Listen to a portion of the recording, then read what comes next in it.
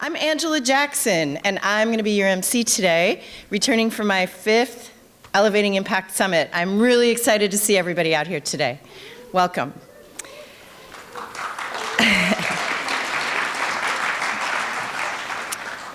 I'm the co-founder and managing director of the Portland Seed Fund, investing in all kinds of vibrant startup companies in Oregon, Washington, and beyond. I also have the pleasure of running the PSU Business Accelerator and the entrepreneurial work we're doing across campus to make sure all students, community, and faculty have opportunities to innovate and invent and cause trouble in the entrepreneurial way, like a lot of the folks in the room today. I'm really glad you're here. You're the right people to be here today, and it's the right time. We need to have more gatherings like this, where we can understand the differences, celebrate the complexity of all the things we're facing. And you're the right people today to be in the room and give this your thought, your presence, and your best energy. I'll tell you what I mean about being the right people. Modern problems are complicated. They're not one-dimensional. Everything you see today, the content that's been curated, has been curated with that in mind. The lens is looking at the cracks and fissures, not pretending that they don't exist. We want to celebrate the differences and learn from them. We want to be surprised. We want to learn and grow. These are the places where innovation actually emerges from, as you all know. So, be present. We've got a great day planned for you. Make yourself at home. It seems like it's just the morning, and it is, but it's going to go quick. I can promise you it will go quick, and you're going to love it. So before we sort of roll, you may have wondered, what about this set? Logs, lumber, what does this have to do with social innovation? Well, it does have to do with innovators of yore. The Portland Center Stage, who've graciously let us use their home, have a production of Astoria underway right now, part 2. So if you were here last year, how many were? Okay, this might feel like deja vu. Astoria Part 2 is playing right now. So, the metaphors work for us, right? Pioneers, sure. Bold new ideas, absolutely. A bunch of wood for our out-of-town guests to celebrate Stumptown, yes. Absolutely. Doing crazy things in the wet rain with no resources, does that sound familiar to anybody? Yes. Entrepreneurs then and now. So I saw how many had been to last year's Elevating Impact Summit. Who's been to one ever, like maybe a prior year? Let's see a show of hands. How many returnees do we have? That's a great amount. Excellent. Before we continue, you may remember from last year, I still have my summit book from last year.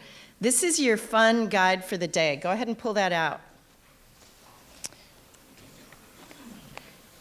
On the first page, you'll have the agenda. This is your wayfinder for the day.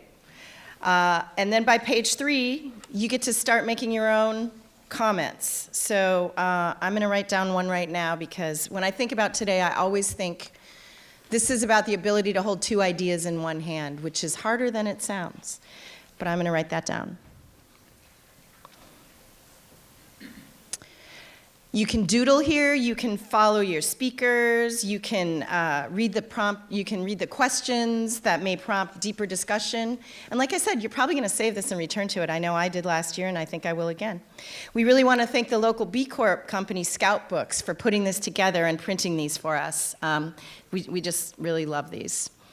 Okay, a little bit about the lay of the land besides what's happening in here. We have exhibits. We have Changemaker exhibit upstairs on the mezzanine level.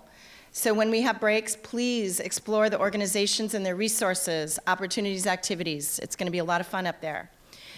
Also up there is a small glass room. It's a panacea in a busy world. It's called the Untask Room. How does that sound? So you're absolutely prohibited from going in there and doing tasks. It's a great place to think, to not have a to-do list, or to have to look at a website or consult anything. So check out the Untask Room. Also, downstairs, actually below the main lobby, will be at lunch 2 round tables. We have 2 open discussions during roundtable or during lunch, and there'll be facilitated, stimulated conversations, and we invite you to join that, or you can find other places to eat lunch if you don't want to do that. Finally, before we roll, we want to thank those for whom these events don't happen, our major sponsors, collaborators, and partners. So besides those who are exhibiting in the main hall, many of our main sponsors are. Be sure to visit them as well. We want to just thank them all. From the Lemelson Foundation, Providence Health and Services, Beneficial State Bank, Fully, PSU's Institute for Sustainable Solutions, Point West Credit Union, Schwabe Williamson and Wyatt, Miller Nash Graham and Dunn, and Tonkin Torp Attorneys. We also couldn't do this without the individual donors who make it possible with donations and in-kind gifts for students to attend. So thank you to you, as well as many in-kind donors, the delicious foods and beverages that you're going to experience today, many of whom are dedicating their businesses to create some sort of social impact outside of their business, in and outside of their business, I should say. And finally, thank you to our community partners who promoted this event, who got you in here today, our media partners and our community partners who tweeted and Facebooked and grabbed you and got you in the room. So thank you. Okay, a little bit of housekeeping. Cell phones, silencio. Thank you. Any buzzing laptops? Silenced also, thank you. And we really, again, underscore, we invite you to stay present with us today, throughout. With that, it's my pleasure to introduce Carolyn McKnight, one of the founders of this great event. Carolyn, in some ways, is responsible for this movement really taking hold in Portland and at Portland State University.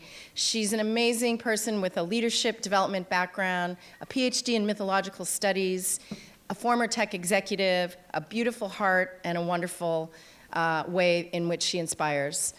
I think many of you were here in the days when she and Cindy Cooper got this program off the ground. So we owe them a debt of gratitude, and with that, it's my pleasure to return to where we started with Carolyn McKnight. Thank you.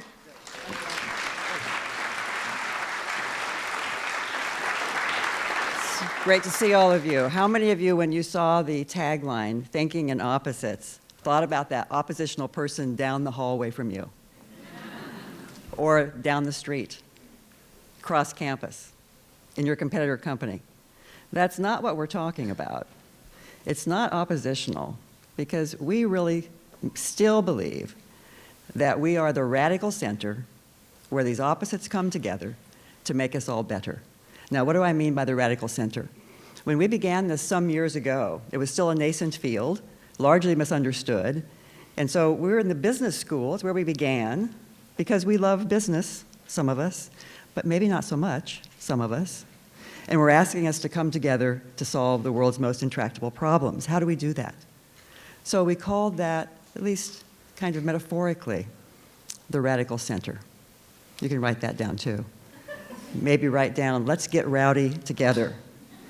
We care about each other. I think we can kind of push the boundaries a bit. It's okay. It's okay to think in opposites and to find a way towards this radical center, towards this harmony and balance where we can actually do great work together. That's our dream. Now, what's that mean specifically? In business, for instance, we have to struggle with how we do that with nonprofits and in government. It's not about shareholder value only. It's about shared value. It's not about protecting intellectual property. It's about distributing intellectual property. It's not about finding a market opportunity as much as finding a market failure, which is a social problem. And we're dealing in this radical center with the unholy trinity: radical ideology, climate change, global poverty, which spawn all of our other issues: houselessness, food insecurity, education, healthcare. Our minds have the capacity to resolve these problems together. So let's find a way towards each other, thinking in opposites, yes, not being oppositional, and finding this harmony and balance. Now, where were you 10 years ago? Do you remember? Early in the year of 2018, right? I know exactly where I was. What was your emotional state? How are you feeling? Think back. You might be in high school. Some of you are in high school now, so it might be hard to think back 10 years. Some of you may have been leaving a career, moving to something else. I was going through one of the deepest existential crises of my life. And it was because I had returned from a trip to China, Tibet, and Nepal, a separate trip to Southeast Asia, Cambodia, and Laos. The dean of the business school had asked me if I would help think about a program to develop entrepreneurs in a social enterprise in Southeast Asia, and then work in a partnership with Mercy Corps to develop their emerging leaders around the world. It seemed impossible. I want to encourage you by saying the answer to how is often yes. Move forward. Time passed, it's a year later, and help was on the way. I met Cindy Cooper, my friend, my colleague. She had begun the Social Innovation Incubator, so we were able to marry those two things, the work with international entrepreneurs and the local Social Innovation Incubator, to create impact entrepreneurs, and then it moved on from there. We're fortunate that Sandra and Jason and Abby, Carolyn, others of you who've worked with us over time, Kim, Amelia, Kate, are still at it. Thank you so much for the support. What I would like you to do is think about, where's your yes? What have you been waiting to do that you can say yes to today? Don't wait. And what is the no that is required from you in order to get you to that yes? Make a note. Find me later and tell me what it is. I love to collect stories. What's your yes? What's your no? Rumi said, I've lived on the lip of insanity, wanting to know reasons, knocking on the door opens. I've been knocking from the inside. Now that's an opposite. Put the key in the door, walk through it. You have the keys, I'm confident of that. What we need to do is get caught trying. Let's do that together. And now it's my great joy to introduce Margaret Everett, who is the interim provost at Portland State University. And she embodies what we care about most deeply because she believes in this interdisciplinary cross-sector engagement and the cross-campus involvement in the change maker movement. She is a PhD from Yale in anthropology. She's a professor, associate professor in sociology and international studies, and her research is focused on international health, food, and social equality. Please join me in welcoming Dr. Margaret Everett.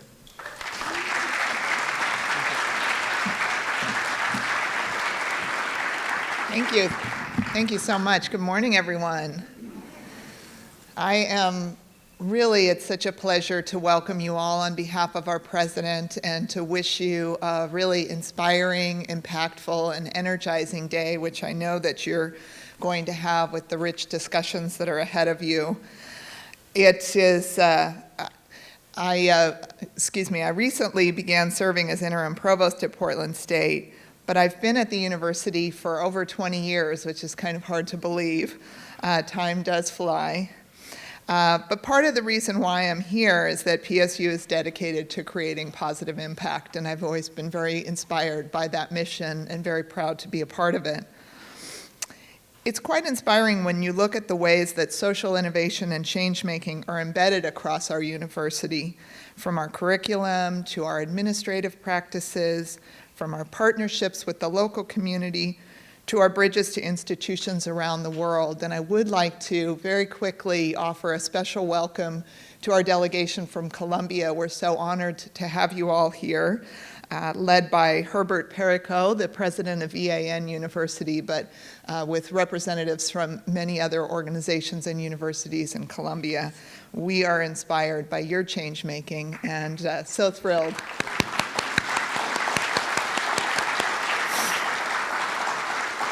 Thrilled to have you here and looking forward to learning more about what you're doing in Bogota, where a lot of exciting things are happening. You may not know, or some of you may know, that at Portland State, our College of the Arts has one of the first in the world MFA programs with a focus on art as social practice. I think that's a nice example of the kind of change making we're talking about.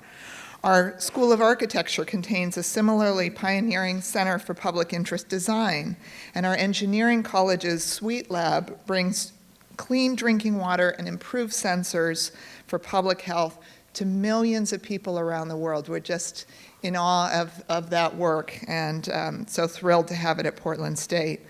These examples go on, and I'm going to keep my remarks brief so that you can get on with your rich discussions today. But for me, PSU has been a platform enabling me to do the work that I love, and I know that's true for so many others, whether they're industry leaders or emerging change makers. It's also part of why PSU holds the leading designation for social innovation in higher education. We're proud to be an Ashoka U Changemaker campus, and we encourage you to find ways to connect with our network, which I hope you'll be doing today. So thank you again on behalf of our president, and have a wonderful day. Thank you for being here.